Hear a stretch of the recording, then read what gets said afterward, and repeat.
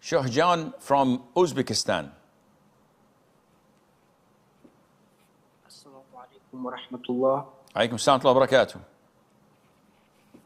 So I think you may already know this, but there is a famous Quran reciter that posted on social media that US opened the gates of hell to Iran. And then recently, he also posted a Nasheed against Iran. He was posting political stuff. And my question is, isn't this Quran reciter doing something haram? Because Prophet Muhammad ﷺ said to not have arguments besides the Muslims, because the others will then interfere, the Jews and the Christians. So my answer is No, I don't think that Allah said something like that. And when you object to something like that, you have to provide the evidence. First of all, whoever that reciter is, he's not a student of knowledge. He's not a scholar. So no one should pay attention to what he says because he's not a scholar. You want knowledge? You go to scholars. You don't go to a reciter that is a reciter by day and a nasheed artist by night. Especially if the nasheed has music on it. What kind of Quran are you reciting? Musical instrument is haram. And this is known to ignorant imbeciles on the street who don't even pray in the masjid. They know it's haram. So how dare you do such a thing? The conflict with Iran is something we Muslims did not initiate. And we cannot side by the Jews and the Americans for certain because they're not Muslims.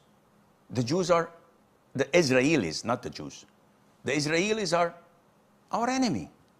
They've attacked our brothers and sisters in Palestine, annihilated most of them, committed genocides.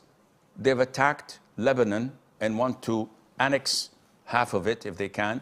They've attacked Syria, who did not do anything to them, and continue to attack them. Next is Jordan, who knows?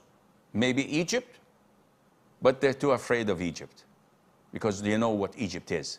So the problem is, these are disbelievers. We don't have an issue with that.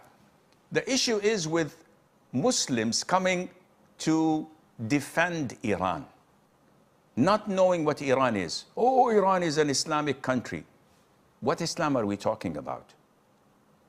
I know Islam to be upholding the Qur'an and its teachings and upholding the Sunnah of the Prophet ﷺ. Is this the Islam they propagate? No, they have a different sect and cult. So is it similar? Actually, it's not. Because they have Qum and they have Najaf and they have these shrines where they worship the graves and they call upon Ali, upon Al-Hassan and Hussein. This is shirk. Yeah, but they say they're Muslims. Okay, what about the Quran?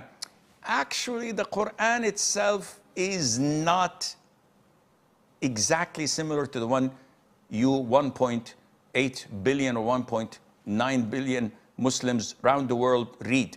They have a certain Quran, they call it Quran Fatima. Interesting.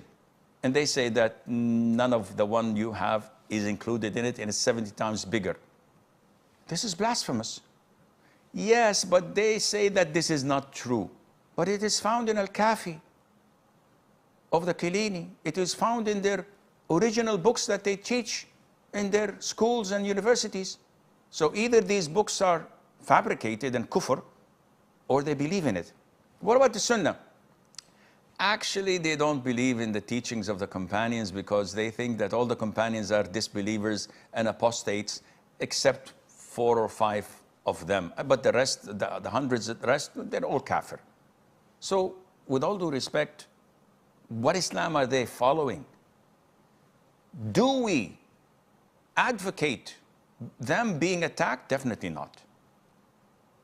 because we believe that the population, laymen, normal Muslims who are ignorant, who do not believe in such kufr, that the government, the Maulana, the La'natullah, and the rest, the scholars believe.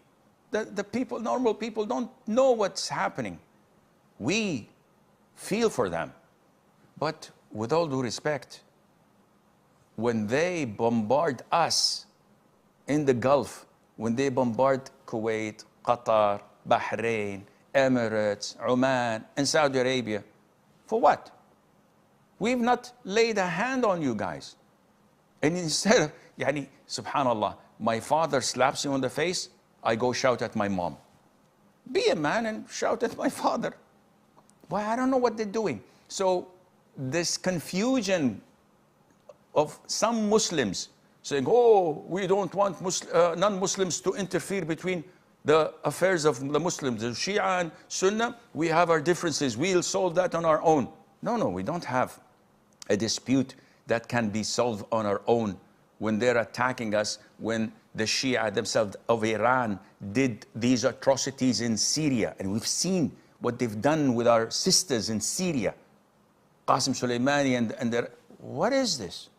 And you want us to defend or stand with them? No.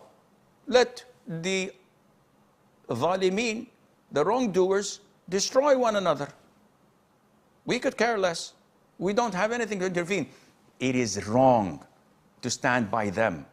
Just because we hate the US and the Israelis, we say, oh, the enemies of my enemies are my friends and allies. No, it doesn't go like this. And the proof is, look what they've caused us. When we have nothing to do, they are bombarding us, they are sending their drones, they're trying to paralyze our economy. We didn't do anything. And this is the wisdom and the maturity of our leaderships, which I wish they had half of it. Now, we say that we do not approve at all of what the Israelis and their allies are doing. Definitely, there are enemies. But at the same time, we're not going to defend or stand by those who have killed the Sunnis, who have